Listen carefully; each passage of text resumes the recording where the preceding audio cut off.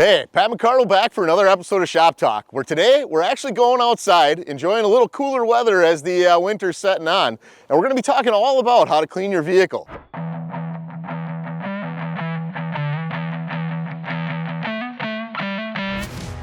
All right, so as you guys dive into this, be sure to check the owner's manual for the specific vehicle you ride, because a few of them are going to call out some differences between garden hoses, pressure washing, different pressures, angle nozzles, and that type of thing. Today, we're going to be washing this Ranger XD 1500, which is one of our newest machines in the lineup. Allows for pressures, a bit higher than what our pressure washer can produce, and we're going to be using our 40-degree nozzle on this one as we get about cleaning this thing. But some key things to watch out for as you're going around this vehicle. Best practices are get it wet. Make sure you actually have mud on your vehicle, not a whole bunch of dry dirt before you start trying to wash it off. If you're running a pressure nozzle, keep that nozzle a couple feet back. You don't want to be right up tight to your surfaces, especially when you get in your areas like decals, electronics, seals, bearings, that type of thing. You want to be able to be a little further away so you're not blowing, water past those areas. And as you get down, you'll see areas like wheel wells, right, where you get a bunch of mud built up. Make sure you're getting down under there to actually wash that off. When you get down, in your vehicle, things like half shafts, brakes, you want to be able to clean those off so you don't get a bunch of buildup coming. When you get to the back, we're actually going to tilt this box all the way up so we can wash down on the other side. You can see how much mud ends up getting packed up in here. All right, so today we got this Polaris Power Pressure Washer, rated at 3,700 PSI and 2.5 gallons per minute. And we're also using this, Polaris vehicle equipment wash. So it's not a harsh cleaner. It's not going to be stripping coatings off of anything. It's a nice one to use for your off-road vehicle or snowmobile. So the other thing to pay attention to here is you can see there's different nozzle selections up on this washer, and they're nicely color coded, from 0 all the way up to 40 degrees, including one that's soap. So we're going to start out with the 40 degree to get this thing wet. We're going to switch to soap, and then we'll go back to 40 degree. The other ones on here are a little too aggressive, and you risk doing damage to things like, your decals or other body work. So we're going to stay away from those when we're washing this, but you might have some other uses around the house that aren't washing your vehicle that you might want those narrower tips for.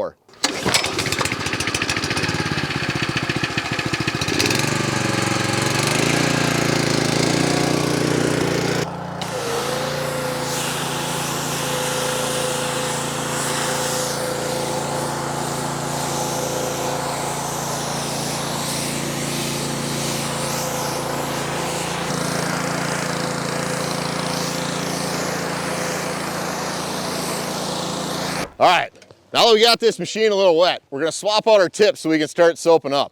So we're gonna pop out that 40-degree tip, throw it back in the holder. We're gonna grab the soap tip, and as you guys can maybe see, there's a way bigger hole for the soap because we need lower flow for that to work with this pressure washer. So we're gonna lock that in. We're gonna go over to our soap jug here, and simply put, drop the line in so it's down near the bottom of the bottle, and that should start sucking up as we go. So now we're gonna lather the whole machine up, kind of like your hair, right? Rinse, lather, repeat. In this case, we'll probably just rinse, lather, rinse again. All right.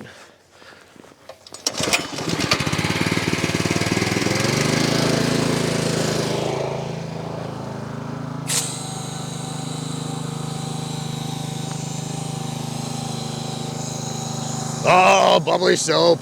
Yes! So as we're going here, we're just lathering this thing up. So again, starting at the top, keeping some distance away. I think as some people go, they like to get a lot of the mud off first. I tend to like to get some soap on there, helps loosen things up. Make sure you get the front, the back, underneath the bed, kind of down in all those areas that, collect mud, get some things going.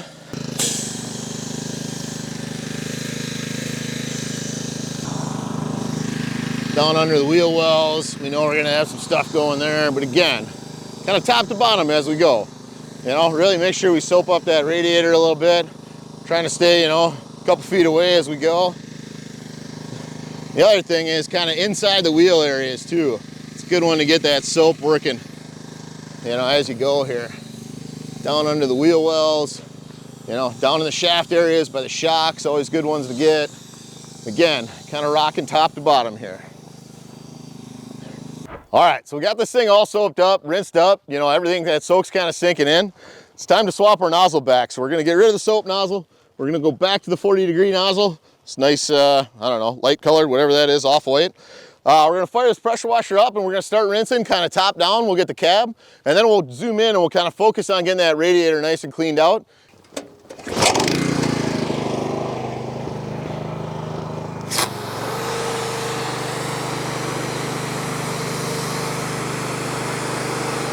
All right, so as we're going, we're just nicely washing this soap and dirt off, right? Got a few spots that maybe are a little stubborn. Kind of got to stay there and get that mud moving. But again, don't want to get too close. Just let the water do its work. You know, you might have to come hit it with a rag after a while. That's okay. But we're going to start at the top and just kind of work our way down.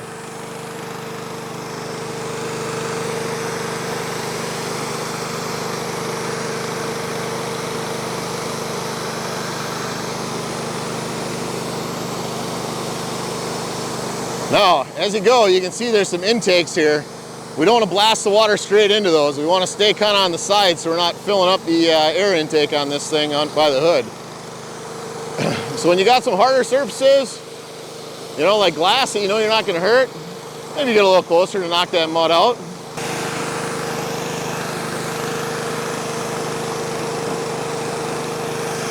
All right, so when you're up front and looking at the radiator, most people don't always realize that on the vast majority of our off-road lineup, these grills are easily removable without tools. So on this Ranger XD, there's 2 tabs you push down with your thumbs, rock this thing out of the way, and then you got easy access to be able to purge that radiator out with tons of water.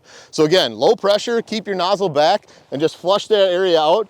You want to make sure you're not bending those fins over, so you want to keep them straight. So as you go, try not to be at an angle against the fins. Always try and wash straight in. You know, fins this way, going up and down is a good way to think about that fan action in your radiator. Now, as we go, we're going to get into some of the dirtier areas here, like this wheel well. And, you know, we got some nice clay that we got stuck to this thing, so it's going to take some time to work our way through this. But again, you don't want to get that nozzle close to the decals. You know, you want to stay away from things that you're worried about knocking off. And just kind of work your way around, you know. Again, we're starting high, working our way down.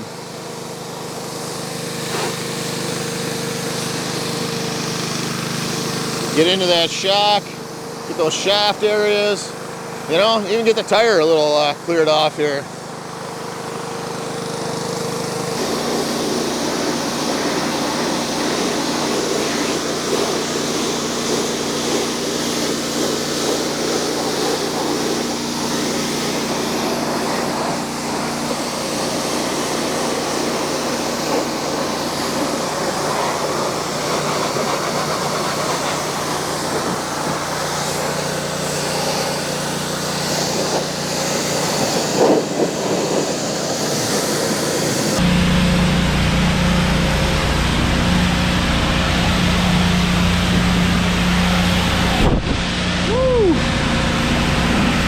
All right, so guys, we're gonna show you a few of the areas you wanna keep that pressure washer nozzle from getting too close. So the first one down in here would be wheel bearings. So they're actually kind of hiding behind the rim underneath this cap. But if you ever find a vehicle with the hubcap off, don't be spraying like massively right in there. And when you're coming in from the backside, you don't want to get way down in here where this CB joint is going down into that steering knuckle, because that's where you're gonna have to worry, you know, about getting that water down into that wheel bearing. So we popped the hood off quick, and you can see we haven't really washed under this area yet, but when we do, we're gonna keep that nozzle way back. So you can see we got like a pulse bar up here. We wanna make sure all those sealing caps are in. You know, we got some other harness and cable up here. And you can see on this North Star unit, we've actually got a filter for our in-cab air conditioning and heat. We definitely don't wanna get that thing wet because that's a paper filament. So keep your water away from paper filaments and electrical connectors like you see underneath this area. So here I'm gonna stay way back, and I'm just gonna sweep to get some of this area cleaned up, and then you'd probably come in with a rag, you know, to do any fine detail work there as well. All right, so we're gonna avoid the air filters and stay back from the electronics, but you know, turn the engine down so we get a nice low pressure going after this stuff. You know, that way you're not blasting everything through those seals, and you can, you know, get some of that mud out of the way. All right, so as we keep going around the side, you can see we got a decal right up here in the front fender. This is definitely one you want to keep that pressure washer nozzle tip away from. You know, we see some people that have the wrong angle nozzle, they get way too close and they start peeling these decals off. That's why you want that 40-degree nozzle and stay a couple feet back so you don't have to worry about doing any damage there. When you get around to doing the interior as well, you know, this is a fully sealed up cab unit. But again, you got a lot of electronics, you got your displays, gauges. You can wash all this stuff, but again, you know, close your vents off so you're not blowing air down into your HVAC unit. And this I tend to do with a garden hose, but if I got an open cab unit, you know, I'll often come, you know, from over the back seats so I can stay a few feet back and just hose all that stuff down and then chase the dirt right out the door. So depending on if you got a Ranger like this where you've got a flat floor exit, or a Razor where it's got drains, you might have to pull the plugs or just flush the water, you know, to get everything down out off the skid plate. Pretty easy to do to keep that interior clean as well. All right, continuing on to the back of this rig, you can see we got the box tilted up on this one. That gives us awesome access to not only the bottom of the box that you definitely do want to wash, always make sure that this thing's cooled down. It's important not only so you don't you know, overcool the metals in the engine, but when you also look at things like these ignition coils, fuel injectors, other engine sensors, when those suckers are hot and heat soaked and you blast them with cold water, they tend to create a vacuum and try and suck it in past the seals. So you always want to make sure you're washing a cold engine. As well as when you look at your exhaust, you want to make sure to get any, you know, dry debris, leaves, you know, dry grass, things like that, because that's not friendly on exhaust as it heats up.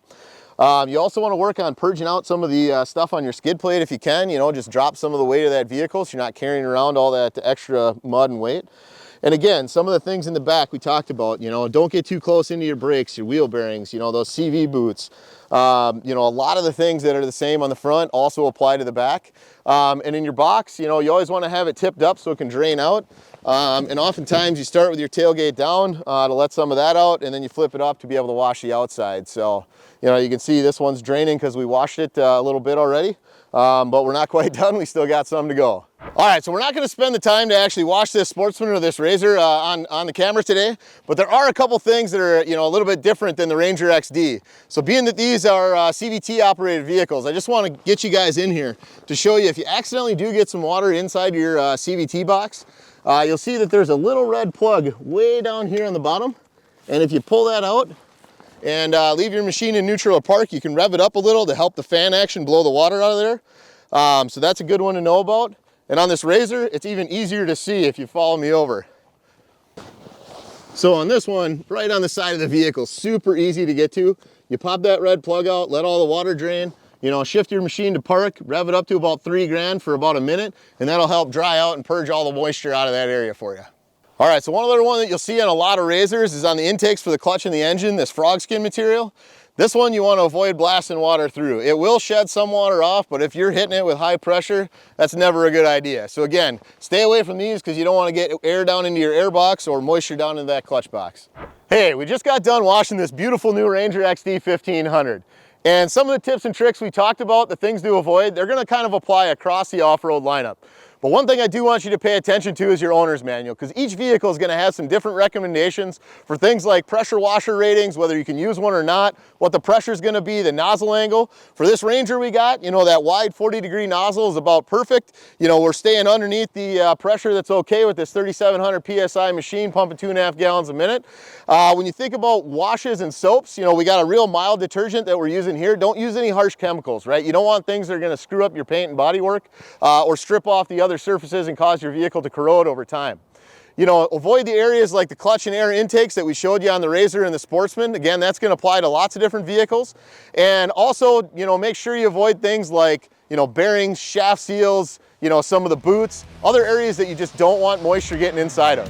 Hey, that's it for this episode of Shop Talk. Be sure you like, comment, subscribe. Let us know what you want to see next time.